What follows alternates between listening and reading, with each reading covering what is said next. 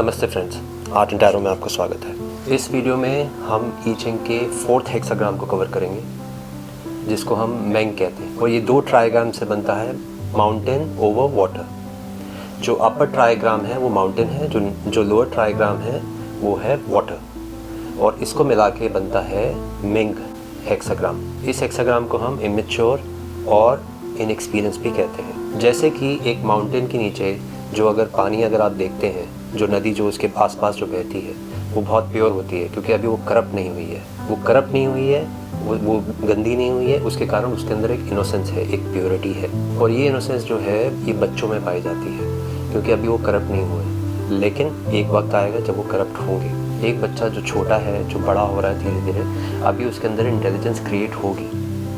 ये हेक्साग्राम हमें बताता है कि इस बच्चे के अंदर मैच्योरिटी तभी आएगी, ये जो एक इनएक्सपीरियंस की जो एक स्टेट शो करी गई है इस हेक्साग्राम में, वो इमेच्योरिटी तभी जाएगी जब ये गुरु के पास जाएगा, जब ये किसी टीचर के पास जाएगा। और शर्त इसमें ये है कि स्टूडेंट जो है गुरु के पास जाए और दीक्षा मांगे। ये इसका उल्टा नहीं हो सकता, इसका ये नहीं हो सकता इसका उल्टा कि टीचर जो है स्टूडेंट के पास जाए, क्योंकि द लॉ इज़ कि प्यासे को ही कुएं के पास आना पड़ेगा। और जब तक वो नहीं होगा, जब तक कि वो साइकोलॉजिकली इस तरह से अगर स्टूडेंट जो है रेडी नहीं है रिसीव करने के लिए, तो फिर वो टीचर से कुछ नहीं सीख पाएगा। The right way is only when he surrender inside, when he surrender towards the master, then the master is ready to transmit his knowledge to the student. और ये टीचर के लिए भी ठीक है, क्योंकि टीचर का टाइम जो है वो वेस्ट हो जाएगा, क्योंकि अगर स्टूडेंट रेडी नहीं है और अगर टीचर जो है वो अपना सीट जो है स्टूडेंट को देने की कोशिश करता है,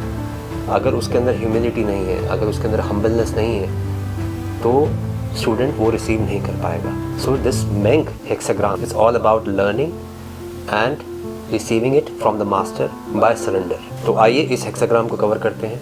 तो इस चीज़ को याद रखिए कि हेक्साग्राम को हम नीचे से ऊपर की तरफ रीड करते हैं, और हर हेक्साग्राम जो है एक एनर्जी की हमें मैप देता है। जैसे कि इस हेक्साग्राम का नाम मेंग है, जिसको हम इनएक्सपीरियंस भी कहते हैं और इमेच्योरिटी भी कहते हैं। तो इस हेक्साग्राम में किस तरह से जो है ये एनर्जी शेप आउट करती है, क्या इसका मैप होता है, इसको हम डिस्कस करेंगे इस वीडियो के अंदर। जो फर्स्ट लाइन है उसको हम कहते हैं पनिशमेंट। इसके अंदर जो पहली जो लाइन है वो यिन लाइन है, जो कि हमें बताती है कि in order to have growth one also needs to go through punishment.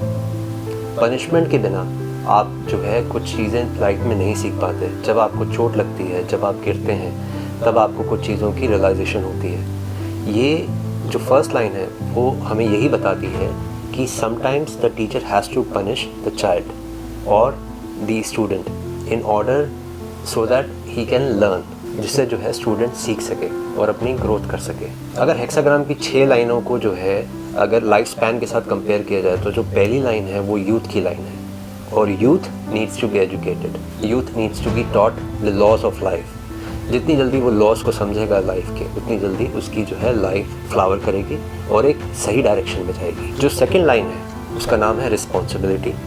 अब अगर आप देखेंगे इसके अंदर, तो इसमें एक यांग लाइन वो सराउंडेड है 4 यिन लाइन्स के साथ। उसके एक नीचे जो है वो यिन लाइन है, उसके ऊपर जो है 3 यिन लाइन्स है। That means 1 yang line is surrounded by 4 yin lines, जिसका अर्थ जो ई चिंग में होता है कि एक मेल एनर्जी सराउंडेड है 4 फीमेल एनर्जीज के साथ। या फिर इसको ऐसा भी कह सकते हैं कि एक टीचर जो है वो सराउंडेड है 4 स्टूडेंट्स के साथ। जब भी आप टीच करेंगे तो वो मेल एनर्जी है जो टीच करती है, और जो रिसीव करती है वो है फीमेल एनर्जी, इसलिए उसको स्टूडेंट कहा जाता है। और इसका एक और अर्थ है कि ये यिन लाइन जो है एक ब्रदर है, जो बिग ब्रदर है, जो परिवार का बड़ा भाई, वो अपने 4 ब्रदर्स और सिस्टर्स की टेक केयर कर रहा है। और इसका एक अर्थ और निकलता है, क्योंकि ये मेल लाइन जो है वो सराउंडेड है 4 फीमेल लाइंस के साथ, ये 4 यिन लाइंस के साथ। उसका अर्थ ये भी होता है कि this is the time to give responsibility. That means कि अगर इस यूथ को जो है, अगर हमने जो है मैच्योरिटी देनी है, तो इसके ऊपर रिस्पॉन्सिबिलिटी दे दी जाए। That also results in marriage, कि that this man can be married to a woman now. उससे इस सब पर्पस इसका सिर्फ यही है कि जो इस हेक्साग्राम में जो इंडिकेशन आती है when it comes to immaturity, in order to give maturity, in order for this man to grow as a man, it's better you give him responsibility, you get him married. This is what the second line is all about. जो third line है उसको हम कहते हैं caution, और ये line जो है हमें कहीं ना कहीं बताती है to be careful. अब जैसे कि हमने सेकेंड लाइन में बात करी कि there are chances of this man getting married, कि ये जो immature आदमी है, ये जो अभी जो grow कर रहा है becoming mature, he has every chance of meeting a woman and getting married. लेकिन क्योंकि ये अभी भी immature है, अभी इसके अंदर जो है वो maturity नहीं आई है, so he might choose a wrong woman for himself. कि ये हो सकता है कि ऐसी स्त्री अपने लिए चूज़ कर ले कि जो इसके सिर्फ धन को चाहती है, जो इसकी सिर्फ अपीयरेंस को चाहती है। तो इसमें जो है जो तीसरा जो लाइन है वो हमें इंडिकेशन देता है कि be careful, try not to be with a woman who is only after your wealth, seek love not desire. तो ये लाइन ऐसी है कि there are high chances of slipping, कि आप गलत डायरेक्शन में स्लिप कर सकते हैं। तो ये जो तीसरी लाइन है हमें आगाह करती है, हमें वार्न करती है, हमें कॉशन करती है कि be careful and make the right choice. जो फोर्थ लाइन है वो है रिग्रेट। नाउ जैसे कि अब हम ये पूरा हेक्साग्राम जो है it's all about being immature, कि एक आदमी जो है अभी ग्रो कर रहा है, अभी वो जो है इस बात पे है कि धीरे धीरे उसमें विजडम आ रही है, लेकिन एक चीज़ ऑलमोस्ट पक्की है कि ये आदमी गिरेगा। इसके अंदर जो है वो गिरना सिर्फ इतना ही बताता है कि वो सीख रहा है। तो this the fourth line tells us कि समवेयर ही हैज़ फॉलन।